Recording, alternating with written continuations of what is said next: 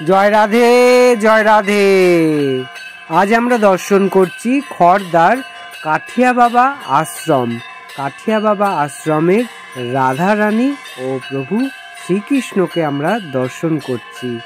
আর এই ভিডিওটি পুরো আপনাদেরকেও দর্শন করাবো, তার জন্য আপনারা পুরো ভিডিওটি দর্শন করুন আর আমাদের সঙ্গে থাকুন, সাথে থাকুন। ভিডিওটি পুরো দেখবেন, ভালো লাগলে অবশ্যই একটা লাইক ও শেয়ার কমেন্ট করবেন। ব্যাসম সুতম গৌরপদম মহান্তম গোবিন্দ যোগীন্দ মথাস্য শিষ্যম। এই যে একটা পরম্পরা, এই পরম্পরাই হচ্ছে সনাতন ধর্ম। সনাতন এই জন্য সারা বিশ্বে একটাই ধর্ম, তার নাম সনাতন ধর্ম। যেমন আপনারা একটা জিনিস গ্রহণ করেন বেঁচে থাকার জন্য, তার নাম খাদ্য। এই খাদ্য আপনি ভাত খেয়েও বাঁচতে পারেন, রুটি খেয়েও বাঁচতে পারেন, জবের আটা দিয়েও বাঁচতে পারেন, জোয়ার বাজরা খেয়েও বাঁচতে পারেন। আবার এখন একটা খাবার উঠেছে তার নাম ওটস, সেটা খেয়েও বাঁচতে পারেন। তাই বাঁচবার জন্য যেরকম খাদ্য, তার নানাত্ব রয়েছে, নানা রূপে নানা নামে রয়েছে, কিন্তু কার্যকারিতা একটাই, সেটা আমাদের শরীরকে বাঁচিয়ে রাখে। সেরকম সনাতন ধর্ম নানা নামে, নানা রূপে, নানা পরম্পরায়, নানা সম্প্রদায়ে বিভাজিত আমরা দেখি। রুচিনাম বৈচিত্র্যাৎ ঋতুকুটিল নানা পথবিষাম নৃণাম একগম্য স্তমসুপয়সা বর্ণবৈব। রুচির বৈচিত্র্য অনুযায়ী নদী উৎপত্তি থেকে, আর মহারাজজি এসে আসনে বিরাজমান হচ্ছেন, সবাই মায়ের একটু লুধ্বনি দেবেন।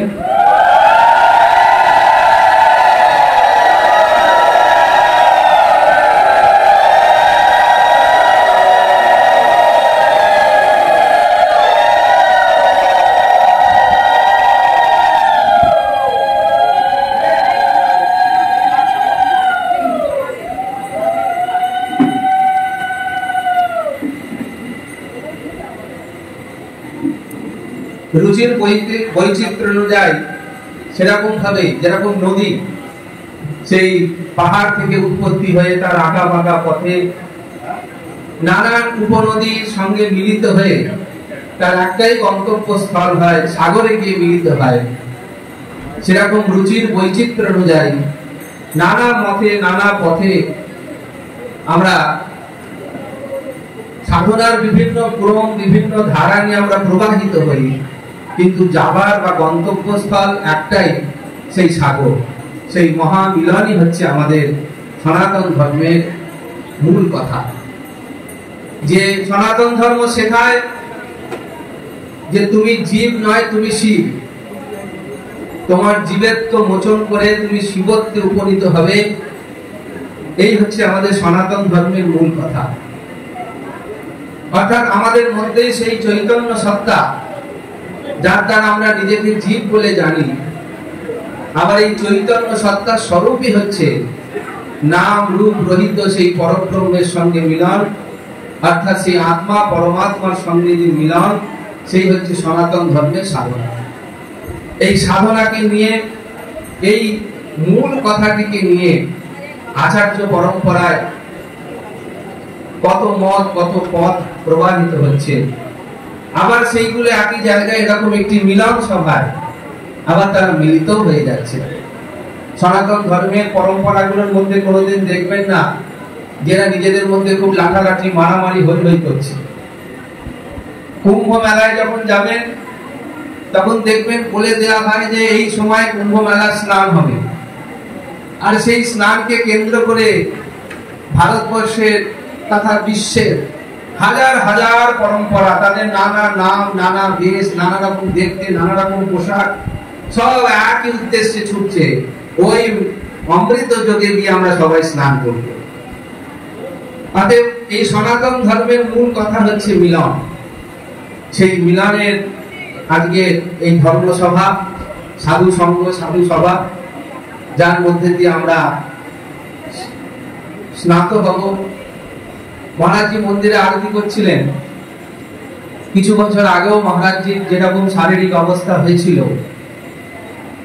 সেই সনাতন ধর্মের যিনি মূল প্রবক্তা ভগবান শ্রীকৃষ্ণ, তিনি অর্জুনকে উপলক্ষ করে একটি কথা বলেছিলেন। মহারাজ আরতি করছেন, শ্যামরায়ের আরতি হচ্ছেন, আমি দেখছি, দেখে একটা কথাই খালি মনে ভাসছে, কৌন্তেয় প্রতি জানি নামে ভক্ত প্রণশ্বরী। হে কুন্তি নন্দন, তুমি এটা জেনে রাখো, আমার ভক্তের কোনোদিন বিনাশ হয় না। মহারাজ যে অবস্থায় ছিলেন আর এখন যে অবস্থায় আরতি করে এখানে এলেন, তাই ভক্ত এবং ভগবানের কি সম্পর্ক, ভক্তির যে নিষ্ঠা, তা আরেকবার মহারাজ আপনাদের কাছে প্রমাণ করিয়ে দিয়ে ভক্তের ভক্তি আপনাদের মধ্যে সঞ্চারিত করছেন। তার চরণে ধন্যবাদ প্রণাম এবং উৎসবে আগত সকল ভক্তবৃন্দকে আধুনিক প্রণাম নিবেদন করে আমার বক্তব্য শেষ করছি। জয় নিতাই, জয় গৌর, জয় রাধা মদন মোহন। সকল দর্শনার্থীকে জানাই আমার মদন মোহন ইউটিউব চ্যানেলে স্বাগতম। সকল দর্শনার্থীরা, আপনারা এখন দর্শন করছেন শ্রী শ্রী কাঠিয়া বাবার আশ্রম। আমি এখন রয়েছি এই আশ্রমের মূল প্রবেশদ্বারের সামনে। এটি হলো আশ্রমের মূল প্রবেশদ্বার। আশ্রমে প্রবেশ করার পথেই বাঁ হাতে রয়েছে মা গঙ্গা। চলুন তাহলে আমরা এবার আশ্রমের ভেতরে আস্তে আস্তে প্রবেশ করি। এই আশ্রমের এটি হলো অফিস ঘর। এই অফিস ঘরের ভেতরে সমস্ত রকমের পুস্তক পাওয়া যায়। চলুন তাহলে অফিস ঘরের ভেতরেও আমরা আস্তে আস্তে প্রবেশ করি আর একটু দেখে নিই যে কিরকম ধরনের পুস্তক পাওয়া যায়।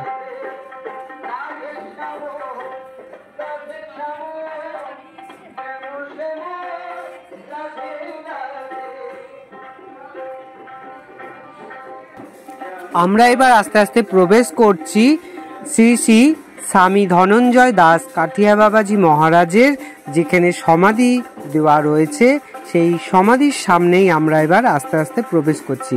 এই যে সামনে সোজা দেখা যাচ্ছে, আমরা দর্শন করছি, এখানেই বাবাজিকে সমাধি করা হয়েছিল। আপনারাও দর্শন করুন। এর আগে আমি আরও দুবার এসেছিলাম, এই আশ্রমের ভিডিও আপনাদেরকে দর্শন করিয়েছিলাম। আজ আরও একবার চলে এসেছি এই স্বামীজি মহারাজের ৪৩তম তিরোভাব তিথি উৎসব উপলক্ষে, তাই আজও আপনাদেরকে আরও একবার এই আশ্রম দর্শন করালাম। আজকে মহারাজ নেই, মহারাজ আসবেন, এখন আমাদের সামনে আছে ভববাংলা, আমাদের মহারাজ। ভববাংলা আমি জানি না, মহারাজ এখানে অনেক অনেক মহারাজ সিনিয়ররা রয়েছে, সর্বেশানন্দজি মহারাজ, বিশ্বরানন্দজি মহারাজ, সবাই আসে। ভববাংলা কিন্তু যে পাঠ, ভগবাংলা যে ওনার অবদান, যদি ওখানে যদি একমাত্র যদি আমি দেখতে পাচ্ছি ভগবাংলার নেটওয়ার্কে, যেমন কালনা, তারপর দীঘা, সুক্তর, যেভাবে সুক্তরের যে আমাদের সোমেশানন্দজি মহারাজ গুরুকরণের যে বিবেকানন্দের যে রূপ নিয়েছে, আমি প্রত্যেকটা প্রোগ্রামে, প্রত্যেকটা অনুষ্ঠানে, প্রত্যেকটা জিনিসটাকে আমি ফলো করছি যে গুরুর প্রতিতে ওনার কত নিষ্ঠাবান, গুরুর প্রতিতে যে তার কৃপা, আর যে গুরু কি জিনিস, যারা সত্যি গুরুর কথা যখন বলছে যে গুরু কি জিনিস, এই জীবনের মধ্যে গুরু অন্ধকার থেকে আলোতে আনে, সেই গুরুর যে প্রভাব একমাত্র আমি সোমেশানন্দ মহারাজের কাছে সেই ভক্ত শিষ্য যে চিন্তাধারা, সেই কাছে আমার কাছে পেয়েছি।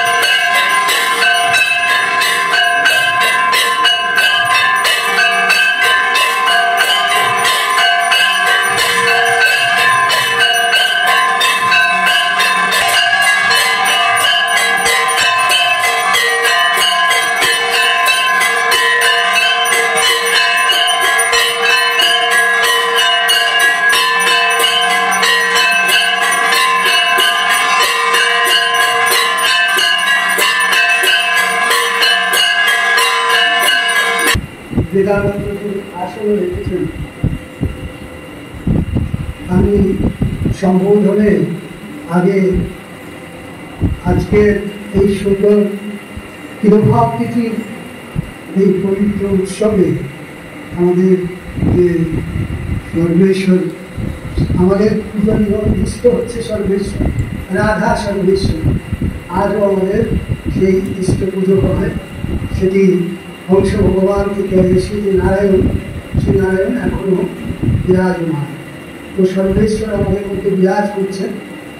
বাবাজি বলতেন, শালগ্রাম ছোট হোক বড় হোক সমান শক্তি, সাধু সত্য যে রূপেই থাকুক তার সমান শক্তি। সেই সাধুরূপে যারা এখানে বিরাজ করছেন সমস্ত সন্ত ভগবানকে আমি আগে দণ্ড করছি না। সভাপতি রূপে আমাদের যারা আজকের এই সভায় বাবার সম্পর্কে সুন্দর বক্তব্য রাখলেন, তার নিজের অনুভব দুর্গানন্দজির সাথে এবং অন্যান্য আধ্যাত্মিক থেকে রাজ চৈতন্য এবং আমাদের গুণানন্দজি আর দুর্গানন্দজি, হ্যাঁ বিশুদ্ধানন্দজি, ওখানে তো শাস্ত্র চর্চা, বেদান্ত চর্চা, গীতা চর্চা, সব বেদান্ত প্রতিভূ সবাই বিরাজ করছে। এবং আমাদের কাকাজি যে ছিলেন প্রেম দাস কাকাজি মহারাজ, শ্রী মনোহর দাস কাকাজি মহারাজ, আমাদের তাদেরও যারা আজ উপদেশ এবং তাদের পরম্পরাকে ধরে রেখেছেন, সেই কাকাজির সমস্ত উপদেশ এবং বাণীর ধারক বাহক সমস্ত গুরু ভাইকে আমি আমার দণ্ডবোধ প্রণাম জানাই। আর সবচেয়ে আনন্দ জগৎবন্ধু সুন্দর এবং মহেন্দ্রজি, ডক্টর মহারামপ্রভু ব্রহ্মচারী মহারাজ এবং উপস্থিত আমাদের বন্ধু গৌরব, যেমন নাম নবন্ধু মধ্যে বলছে সংসারের বন্ধু ছাড়া জীবন বৃথা। তমেব মাতা পিতা তমেব বন্ধু সখা, সবার একটা বন্ধু প্রায়। সেই বন্ধু হচ্ছেন সবার বন্ধুতে সবসময় থাকে, সর্বদা সর্ব অবস্থায় থাকে। সেই বন্ধু দীন বন্ধু, এই জন্য কৃপা সিন্ধু, হে কৃষ্ণ করুণা সিন্ধু দীন বন্ধু জগৎপতি স্বয়ং। এই বন্ধু আমাদের সবার সঙ্গে সবসময় বিরাজ করছে। সাধু সন্তের চেয়ে বড় বন্ধু আর কে? তো আমাদের বন্ধু সাক্ষাৎ বেদস্বরূপ বেদানন্দ মহারাজ।